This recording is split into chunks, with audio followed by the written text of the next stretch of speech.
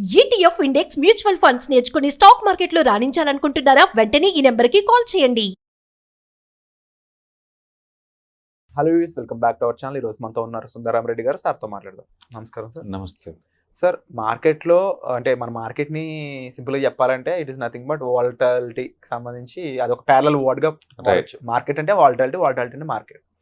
కానీ ఎంతసేపు వాలటాలిటీ అనగానే మన మైండ్లో రిస్క్ కదా, భయం కదా, డేంజర్ కదా, ఎందుకు ఇన్వెస్ట్ చేయడం, లేకపోతే తక్కువ ఇన్వెస్ట్ చేద్దాం, లేకపోతే ఇన్వెస్ట్ చేయకుండా ఉందాం అనుకుంటూ ఉంటారు. బట్ దీన్ని దాటి ఎవరైతే ఇన్వెస్ట్ చేస్తారో వాడు కోటీశ్వరుడు అవడానికి స్కోప్ తీసుకుంటూ ఉంటాడు. ఎప్పటికి ఇది నెవర్ ఎండింగ్ గేమ్. దీన్ని మీరు దృష్టిలో ఎలా ఊహిస్తారు? దీన్ని ఎలా థింక్ చేస్తారు? మీ వ్యూ ఏంటి దీని మీద? మార్కెట్లో వాలటిలిటీ అనేది ఈక్విటీ అసెట్స్లో ఎక్కువ ఉంటుంది కంపేర్ టు డెట్ ఫండ్స్ కానీ, కమోడిటీస్ లైక్ గోల్డ్ సిల్వర్ కానీ, లేకపోతే రియల్ ఎస్టేట్ కానీ కంపేర్ చేసినప్పుడు ఇందులో డెఫినెట్గా వాలటిలిటీ ఎక్కువ ఉంటుంది. కానీ వాలటిలిటీ ఉంది కదా అని చెప్పేసి మార్కెట్ దూరంగా ఉంటే మార్కెట్లో ఉన్న లాస్తో కన్నా కూడా దూరంగా ఉండే వల్ల లాస్ అయిన వాళ్ళు ఎక్కువ మంది, ఎందుకంటే లాంగ్ టర్మ్ పాయింట్ ఆఫ్లో.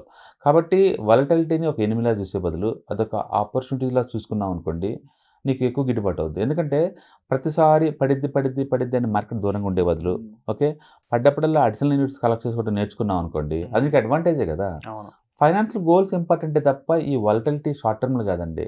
మార్కెట్ ఒకప్పుడు 1000 నిఫ్టీ అంటే ఆల్ టైమ్ హై ఆ టైంలో, తర్వాత 1200 all time high, 1500 all time high, అలా ఇప్పుడు 23,500 ఇంకా పోతూనే ఉంది ఇది.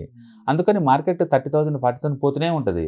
కాబట్టి వాలటిలిటీని బేస్గా తీసుకుని భయపడే బదులు ఓకే వాలటిలిటీ వచ్చినప్పుడు అడిషనల్ యూనిట్స్ కొనటం ద్వారా మనకి దాన్ని బెనిఫిట్గా మార్చుకోవచ్చు అనమాట. కాబట్టి లాంగ్ టర్మ్ ఇన్వెస్టర్స్కి ఎప్పుడు కూడా వాలటిలిటీ అనేది ఒక బ్లెస్సింగ్ లాంటిది.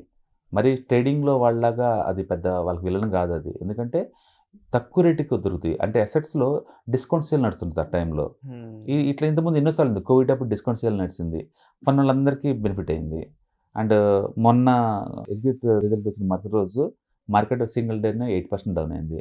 మళ్ళీ అంతే ఉండి కొన్ని యూనిట్స్ కొన్న వాళ్ళందరికీ మళ్ళీ బెనిఫిట్ వచ్చింది. అంటే హిస్టారికల్ డేటా ఏం చెప్తుందంటే పడ్డ ప్రతిసారి ఎవరైతే ఆ ప్యానిక్లో కొంటున్నారో దే మేడ్ గుడ్ మనీ అనమాట. దాన్ని ప్రాఫిట్ ఫ్రమ్ ప్యానిక్ అంటారు. ఓకే, అందుకని లాంగ్ టర్మ్లో ఈ వాలటిలిటీ వచ్చి మార్కెట్ డౌన్ అయిన ప్రతిసారి కూడా మనం క్వాలిటీ ఉన్న కంపెనీస్ కొనటం ద్వారా ఫ్యూచర్లో మార్కెట్ మళ్ళీ పెరిగినప్పుడు అమ్మే ఛాన్స్ ఉంటుందన్నమాట. సో వాలటిలిటీ అనేది ఇప్పుడు కొత్త ఏం కాదు, పాత ఏం కాదు, పాస్ట్లో వచ్చింది, ఇప్పుడు వస్తుంది, అంటే ఫ్యూచర్లో కూడా రాబోతుంది అది. అందుకని వాటిని చూసి దూరంగా ఉండాల్సిన అవసరం లేదు. అందుకని లాంగ్ టర్మ్కి మీ పర్సనల్ ఫైనాన్స్ గోల్స్కి అంటే స్టాక్ మార్కెట్లో ఏ విధంగా ఉపయోగపడతాయి అంటే ఎలా ఉపయోగపడతాయి తెలుసుకొని రావడం తప్ప వాలటిలిటీని ఒక బేస్గా తీసుకొని మాత్రం దూరంగా ఉండకూడదు. ఎసెట్ అయిన తర్వాత ఎంతకంత వాలటిలిటీ ఉంటుంది, బట్ దీంట్లో కొంచెం ఎక్కువ ఉంటుంది అంతే. అంటే మీరు ఒక ఎగ్జాంపుల్ మెన్షన్ చేశారు ఇక్కడ, అసలు ఎంటర్ అవ్వకపోతే సిచ్యువేషన్ ఎలా ఉంటుంది అని. కొంతకాలం క్రితం మార్కెట్ అనేది 12,000 చిల్లర దగ్గర మొదలు పెడితే అప్పుడు కూడా పడే ఉంటుంది, 11కో 10కో వెళ్ళి ఉంటుంది. బట్ ఇప్పుడు సిచ్యువేషన్ ఈ రోజు చూసుకుంటే 23,000 దాటేసింది. అంటే నువ్వు ఇన్వెస్ట్ చేసి వదిలితే ఆ వాలటిలిటీ అనేది ఆటోమేటిక్గా కవర్ అవుద్ది అనడానికి ఇక్కడ ప్రాక్టికల్ ఎగ్జాంపుల్ కనిపిస్తా ఉంది. సో ఇక్కడ ఒక టాపిక్ వస్తుంది, ఇన్వెస్టర్స్ వర్సెస్ ట్రేడర్స్.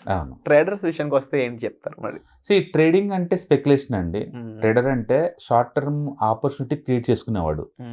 అందుకని ఒక ఈవెంట్ జరిగినప్పుడు ఆ ఈవెంట్ నేను ఎలా వాడుకోవాలా అంటే పడేటప్పుడేమో షార్ట్ సెల్ చేసి డబ్బులు సంపాదించాలా, అంటే పెరిగేటప్పుడు మనీ మేక్ చేయాలా అని థింక్ చేసేవాడు ట్రేడర్. ఓకే, వాళ్ళు ఎప్పుడు స్పెక్యులేషన్ పాయింట్ ఆఫ్లో ఉంటారు. అంటే స్పెక్యులేషన్ ఆర్ట్ అండ్ సైన్స్, అందరికి అర్థం కాదు. ఎవరైతే దాన్ని ఒక సైన్స్ లాగా ఒక ఆర్టిస్ట్ లాగా ఫీల్ అయ్యి దాన్ని బాగా ప్రాక్టీస్ చేస్తారో వాళ్ళకి అది వర్త్ అనమాట. అందుకని స్పెక్యులేషన్ హైలీ డేంజరస్ గేమ్, అందరూ అందులో ఎక్స్పర్ట్ అవ్వరు. మన డేటా మనం చెక్ చేసుకుంటే అంటే 90% ట్రేడర్స్ లూజ్ దమని, ఎందుకంటే అందరూ ఎక్స్పర్ట్ అవ్వరు ఆ ఏరియాలో. అందుకని మీరు మార్కెట్లో వాలటిలిటీ ఉన్న ప్రతిసారి కూడా మార్కెట్లో జంప్ అయ్యి ఏదైనా మనీ మేక్ చేసుకోవాలి షార్ట్ టర్మ్లో అంటే అది మేబీ రిస్క్ అయ్యి ఉండొచ్చు ట్రేడింగ్ పాయింట్ ఆఫ్లో. కానీ యాజ్ ఎ ఇన్వెస్టర్ పాయింట్ ఆఫ్లో నేను లాంగ్ టర్మ్లో ఉంటాను కదా. ఇప్పుడు మార్కెట్ 23,000 ఉంది, ఐఎమ్ షూర్ ఇది 30,000 పోద్ది కదా మార్కెట్ ఒక రోజు, ఏదో ఒక రోజు. నేను అప్పుడు దాకా ఉండాలనుకుంటే నాకు పెద్ద ఇబ్బంది ఏం కాదు కదా, సో నేను కొంటాను. అందుకని మార్కెట్ డిప్ అయిన ప్రతిసారి మీరు కొనుక్కోవచ్చు లాంగ్ టర్మ్ ఇన్వెస్టర్ అయితే.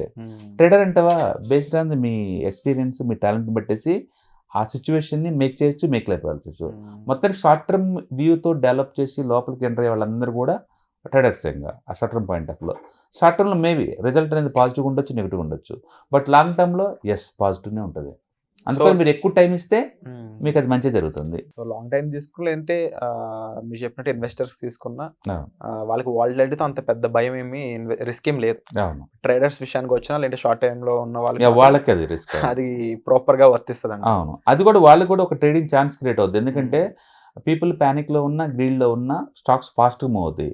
నీకు కావాల్సిన పాజిటివ్ మూవ్ అవటమే కాబట్టి ఆ టైంలో ట్రేడింగ్ ఛాన్స్ క్రియేట్ చేసుకుంటాడు. ఇక వాలటిలిటీ మార్కెట్ వీటిలో లోపలికి దిగే కొద్దీ కూడా ఇది ఒక ఆర్ట్ అన్నారు మీరు.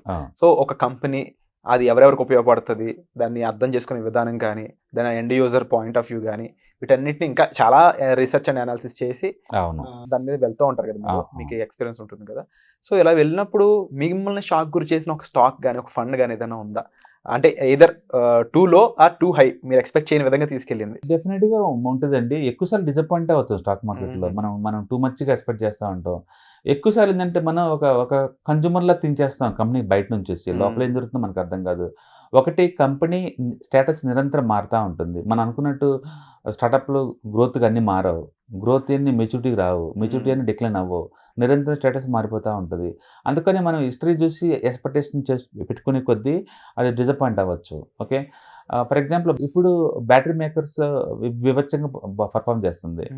మీరు కనుక 10 years బ్యాక్ కనుక అమరాజు కొని ఉంటే రూపాయి కూడా రాదు. లాస్ట్ ఇయర్ కూడా ఆల్మోస్ట్ 6-7 years నీకు మనీ ఏమి వచ్చి ఉండదండి మీకు. అంటే ప్రతి స్టేజ్లో ఆ స్టాక్లు సైక్లికల్ నేచర్ దాటి రావాల్సిందే. అంతెందుకు రిలయన్స్ 10 years వరకు 0 returns, SBI 15 years 0 returns, Bharti Airtel 15 years 0 returns, కొన్ని స్టాక్స్ అయితే 20 years 0 returns ఉన్నాయండి. 20 years రిటర్న్స్ అండి. డిసప్పాయింట్ అనేది స్టాక్ మార్కెట్లో మామూలు విషయం. ఓకే, అలాగే ఒకటి 1 year హై వెళ్ళింది కనుక మనం డ్రాప్ అవుతుంది అనుకుంటాం, అది అక్కడి నుంచి కూడా ఇంకా 100 నుంచి 5% పెరిగిన స్టాక్స్ కూడా ఉంటాయి.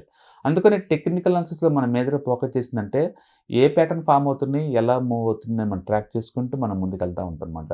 నేను చూసినట్లు చాలా వరకు డిసప్పాయింట్ చేసింది స్టాక్స్ నన్ను. అంటే కొన్ని సర్ప్రైజ్గా ఫాస్ట్గా మూవ్ అయినవి కూడా ఉంటాయి అనమాట.